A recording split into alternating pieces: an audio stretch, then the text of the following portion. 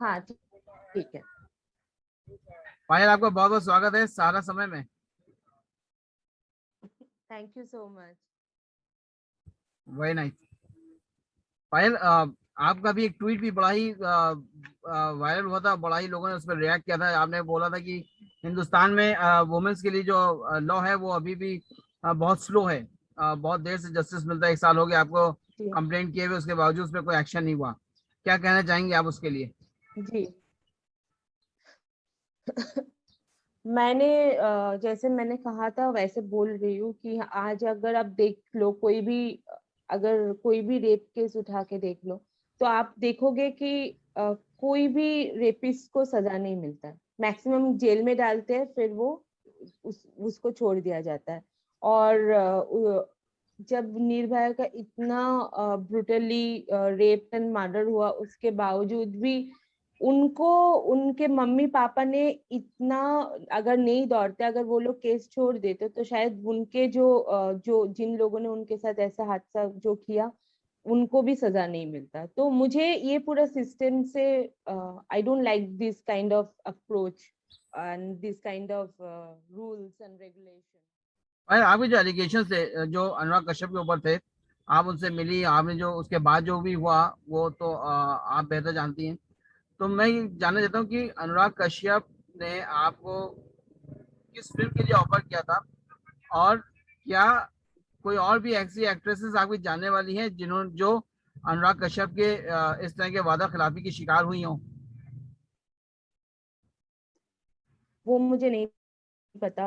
वो तो किसी के बारे में मैं, मेरा नहीं बोलना सही रहेगा। जिसके साथ जो हुआ है, जिसको बोलना है वो खुद आके बोले, मैं क्यों किसी के लिए बोलने जाऊंगी।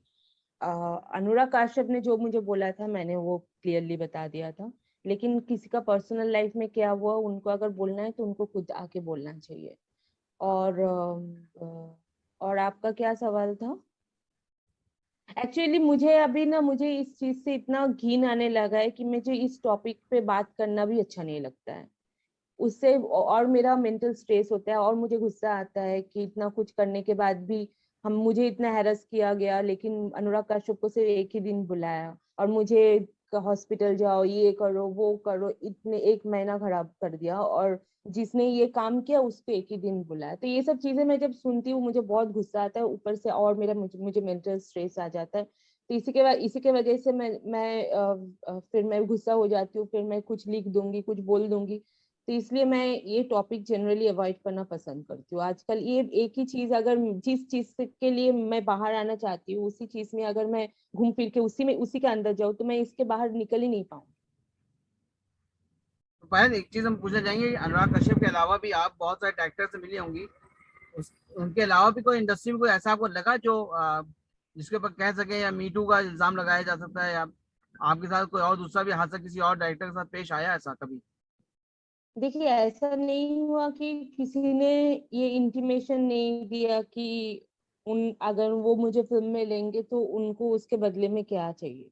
लेकिन अगर जब हमने उसको मना कर दिया और हमने बोला कि हमें अगर फिल्म में लेना है तब ले सकते हो, लेकिन हमें ये कंडीशंस पसंद नहीं है, तो किसी ने जबरदस्ती नहीं किया।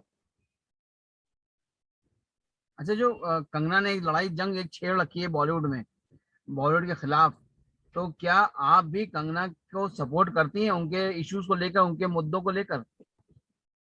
मैं 70 to 80% कंगना को सपोर्ट करती हूँ, और कंगना के बोलने के लिए बहुत कुछ इंडस्ट्री में चेंज हुआ है। शायद ऊपर अंदर से चेंज ना भी हुआ हो, ऊपर से काफी चीजें चेंज हुई है, और काफी चीजें काफी चीजें सही हुआ है, अपरेंटली वैसा लगता है।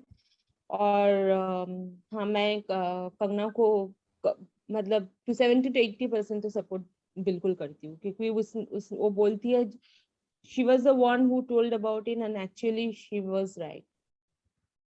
क्या This कभी is what आपको exactly happens in this industry. कभी आपको ऐसा लगा कि कुछ आपने जो भी जंग छेड़ी, आपने जो भी आवाज उठाई, उसको लेके कभी आप रिग्रेट हुई, फील किया आपने, कभी रिग्रेट उसके लिए फील किया? कुछ प्रोजेक्ट नहीं, प्रोजेक्ट हाथ बिल्कुल में भी आए नहीं। हो, निकल गए हो उसके बाद?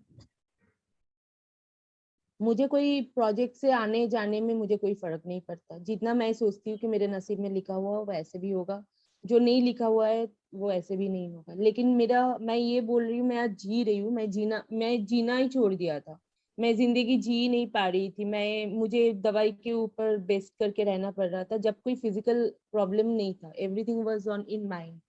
तो आज मैं खुल के सांस ले सकती हूँ, कहीं पे भी अकेले जा सकती हूँ। मैं जिंदगी जी रही हूँ, खाना खा सकती हूँ। मैं कुछ भी नहीं कर पा रही थी। तो मुझे इस चीज का रिग्रेट नहीं, rather I am very happy that I have done that. And वो मेरे लिए बहुत, मुझे मेरे जीने के लिए बहुत जरूरी था। नहीं तो पता नहीं कैसे क्या होता आगे। क्योंकि चीजें इतने 5-6 साल से मैं दवाई में, आई वॉज ऑन मेडिकेशंस, लेकिन कुछ भी हेल्प नहीं हो रहा था। लेकिन जिस दिन से मैं ये बात बोल दिया, उसके बाद से मतलब एवरीथिंग स्टार्टेड फीलिंग गुड, और कोई मेडिसिन की जरूरत ही नहीं पड़ी, और मैं खुद ब खुद ठीक हो गई। जबकि 5-6 साल से कंसल्टेशन, मेडिकेशन, दिस दैट, क्या कुछ नहीं किया मैंने। I was not able to come out of it happiness. Payal, आप लोग हर तरह की बातें करते हैं और कई जगह कमेंट्स भी आते हैं, सुनते रहते हैं हम, सोशल मीडिया पे भी देखा, हमने सुना कि पायल ने जो भी पायल कंट्रोवर्सी क्रिएट कर रही हैं, जो भी कर रही हैं, वो बिग बॉस में भी जाने का इरादा रखती हैं। क्या ऐसा भी है? बिग बॉस से मुझे लास्ट 3 साल से बिग बॉस से ऑफर आ रहे हैं, लेकिन आज तक मैंने बिग बॉस को हाँ नहीं किया। और दूसरी बात ये है कि मुझे अभी भी मुझे कोई बिग बॉस में जाने की शौक भी नहीं है।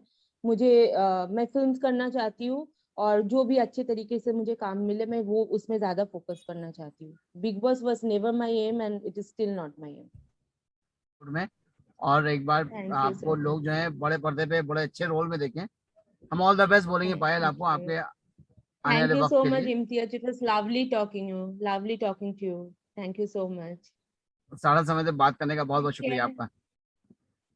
My pleasure. Have a great Sunday. Take care. Bye bye. Bye bye.